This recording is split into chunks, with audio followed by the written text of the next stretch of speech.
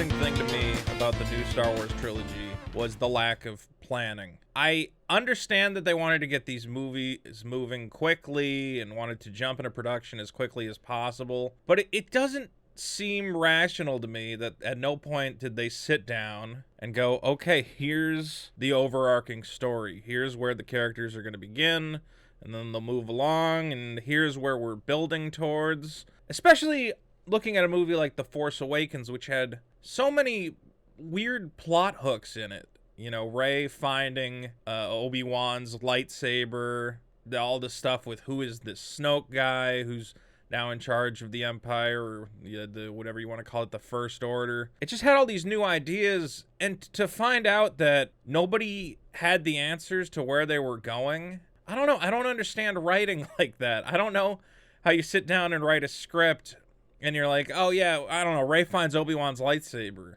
and you go, well, how did it get there? Like, you know, wasn't it lost on Cloud City? You know, how is this possible? Why is it relevant? What role does it play in the story? And to be like, I don't know, I guess the guy who makes the second film will answer that question. It's so weird. Now, the funny thing, though, has been that we don't know how little planning there was, right? And some people have even said, no, J.J. Abrams had a plan. Then, you know, after The Force Awakens happened, I actually talked to somebody at my own little inside source. What they said was after The Force Awakens happened, and a lot of the criticism was that it was too safe and too much like, you know, a retread of A New Hope. They're like, okay, let's go completely in the opposite direction. And people are saying Rian Johnson had some sort of notes from J.J. Abrams about where stuff were going and chose to ignore them. I don't know. I mean, I have never understood, was there ever a plan? Just, yeah, this is how storytelling works now. You just make stuff up as you go along. As I said, like it's like Mad Libs, just pulling stuff out of your hat, which to me is insane. I don't see how you write movies that way, especially not Star Wars, something that all of us were waiting for so long and we want to see treated with care and respect. Anyway, I mean, we now have another piece of information, which I think, for me, cements what I've always, you know, believed, or actually, not what I believe, what I was told and didn't want to believe, but now have kind of, you know, been forced to accept that there was never any plan at all. We have here Colin Trevorrow, who may be the smartest man in show business right now because he somehow got off of directing Rise of Skywalker. Somehow he was, I don't know if he made the choice or Disney made the choice, but lucky for him, he is not going to be responsible for whatever abortion they push out. He's not going to be the guy who puts the final nail in the Star Wars coffin. So Colin Trevorrow, who thankfully is just off directing terrible Jurassic World movies and making tons of money for it, and nobody cares if you put Jurassic Park in a grave. It's not like a beloved franchise. We're like, it's the dinosaur movie. Do whatever you want. Colin, you made a smart choice. Anyway, this article here from Empire says that he talks about being taken off Rise of Skywalker. He is going to have a story credit, some sort of script credit in the credits. It's a thing you work out with the Writers Guild. If some of your ideas from your original script were utilized in the movie, they got to give you some credit. So he did have some role in putting the script together, at least in the first draft or some of the initial ideas. But it is J.J. Abrams' script, and as he says here, bringing back the Emperor was an idea J.J. brought to the table when he came on board. I mean, that confirms it, right? That they didn't have a plan. They didn't know who Rey was. They didn't know what any of the story elements meant.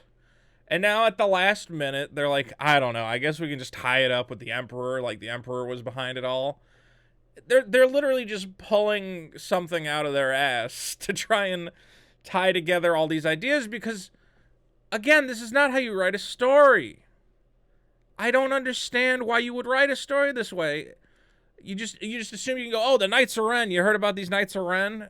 You're like, yeah, who are they? Are they important? We'll get to it. Snoke, you met this bad guy Snoke? Yeah, what is he? What's he about? I don't know, whatever. Well, the guy who makes the second movie will just kill him off. So don't worry about him. J.J. Abrams, is he the architect of disaster here? Is he the one who convinced Disney, let me write the script, but not, actually write a full story? This lost level of storytelling where, yeah, it's very interesting very easy to introduce interesting story hooks. It was interesting when, we're like, oh my God, Obi-Wan's lightsaber is still here. And if you touch it, you get magic visions for some reason. Okay, that's interesting. Where's that going? But you can't stop there as a writer and be like, the next guy will figure it out. And I almost feel bad for I don't feel bad for J.J. Abrams because it's his problem. He created this problem. But now that he's back on the third movie, he's like, I just wanted to come up with the stupid ideas. I wanted to have someone else be in charge of putting in the actual legwork and trying to explain this nonsense. Bring back Emperor was an idea JJ brought to the table. It's honestly something I never considered. I commend him for it. Tough story to unlock, and he found the key. Yeah, okay. Good work, JJ. You're filling your own plot holes, which other people were having trouble doing. Trevorrow, yeah, I mean, I guess he's happy that he's got nothing to do with these movies. J.J. Abrams is, of course, doing a little media tour, talking about Rise of Skywalker. And there's so much going on with this movie. There's weird reports that there's been test screenings. There's actually been a lot of weird debate going on. Some people, reported that there were test screenings where they tested a screening of the movie to see if it's good, showed it to a bunch of different audiences, and people weren't digging it, and that there's 3 or 4 different cuts of the movie, a bunch of different endings. And some other people are saying that's impossible. They would never do that in Hollywood. They don't have open screenings for, normies. It's all going to be behind closed doors with the directors. I don't know. There's a lot of weird stuff going on. People trying to figure out what's going on with Rise of Skywalker. All we know is they're doing a bunch of reshoots. I mean, because again, J.J. Abrams didn't sit down and write a complete 3-part story. He just wrote some hooks and said, let Rian Johnson figure it out. And we all know how that went. J.J. Abrams been working on Star Wars. They asked him to come back. I'm aware there's critics of the movie Force Awakens he's talking about here. I felt like I managed to introduce new characters, new people, new actors, continue the story in a fun way. I know there's critics, but to me it felt like we dodged a bullet. We got in there, we did something, and left. So J.J. Abrams, yeah, you did dodge a bullet. You made Force Awakens. You managed to somehow convince the majority of people that it was a good movie. I don't think it's a good movie. But for some reason, people came out of that movie feeling good about Star Wars. I was like, I was like, okay, I'll see where this goes. I'm hoping that they'll have explanations for why Rey is so powerful and everything else, because that kind of felt weird to me. This magic star child who can pilot the Millennium Falcon and battle with a lightsaber. Is basically every character from the original trilogy meshed into one. She's the pilot and the Jedi. Why is Finn not whatever? But yeah, you got in, you got out. You should have ran for the hills, because now they come back and they're like, hey, JJ, can you do the third one? You should have kept running, man, without looking back. You snuck in there. You did what I think was a terrible job, but you managed to get out with all the money and plenty of accolades. Why are you going back in? So he said, yeah, it's an opportunity to close the story that we had begun. As you should have done when you wrote it the first time. You should have wrote a conclusion when you started it. There's time constraints. So these guys were working on a deadline. No script. They have a release date, a 2-year window to figure out the movie. Which is another thing I've brought up. Why are they pushing these movies out so quick? Would anybody really lose their mind if we had to wait 3 years between Star Wars movies? I wouldn't. I'd be like, yeah, I don't know. Eventually there's going to be another Star... I don't need it. I know Marvel movies, it's this accelerated release schedule where there's a million movies a year. But Star Wars, why did they need to rush it? It's got to be done. So, I mean, I guess their original plan was, well, we're going to have a movie every year. You know, main installment, side story, main installment, side story. And then they made Solo, which bombed, and they're like, okay, this is obviously a terrible plan. Then we go. The first thing I did was reach out to a writer I've admired for years, Chris Terrio. This is funny to me. Now, Chris Terrio wrote the script for Argo, for which he won an Oscar. And I'll be real, I've never seen Argo. I've heard it's good. Maybe the script is good. All I know is that Chris Terrio wrote the script for the following two movies. Two movies I think are the worst movies I've ever seen. Just high, like, flops on an epic level.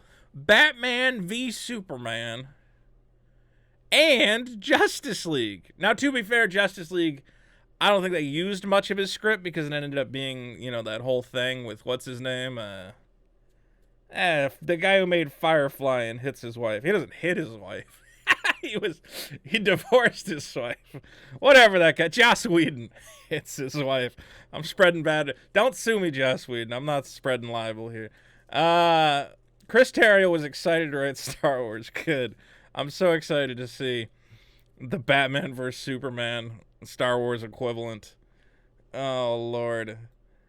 And again, he's just talking about how he wrote the story. I'm not complaining when I say this, but it was having to make decisions based on gut.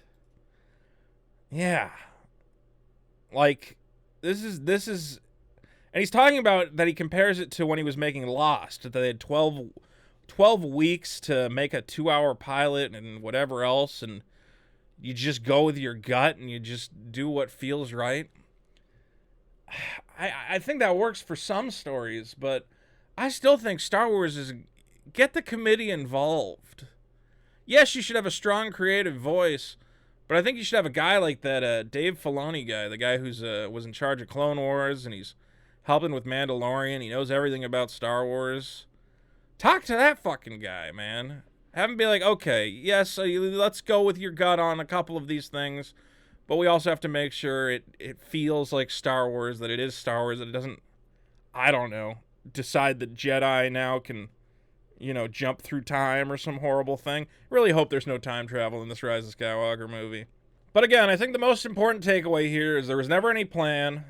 It was a bold, creative decision. I mean, if it had worked out, we all would have said, wow, how incredible that, you know, a bunch of different screenwriters not working together were able to construct, you know, this intricate narrative. But the odds of that working are so low. I'm not going to say it could never work, but it does seem like it was a terrible idea.